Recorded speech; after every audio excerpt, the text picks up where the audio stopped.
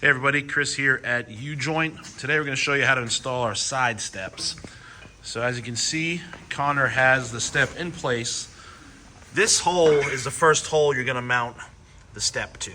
It's in the rocker, it's a factory hole, so this will help you locate the step.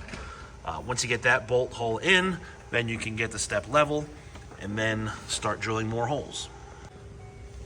All right, so once you've got your single bolt locating the step and the step is level, you're just going to drill the rest of the holes. These two, one more in that mount, and then two in the rear.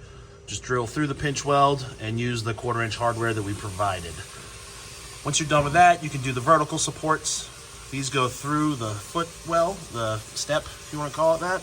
And you've got two there, and you can use the washers, the washer plates that we send on the inside. Obviously, be careful. You're not going to drill through any wiring harnesses. Or anything else that's been added to the van. A lot of times, especially on RVs, there's a lot of wiring gets stuffed into that footwell. Make sure you're all clear there before you start sending a drill bit through it. All right, driver's side step is complete. You can see you've got your 2, 4, 6 bolts going through the pinch weld. And inside, you've got these plates that act as washers in the footwell. Now we'll move to the passenger side. All right, passenger side mounts up essentially the same as the driver. You got your one locating hole, then you drill the rest of the holes through the pinch weld, get your vertical bolts through the footwell, and then you've got 4 self-tappers that are provided with the hardware.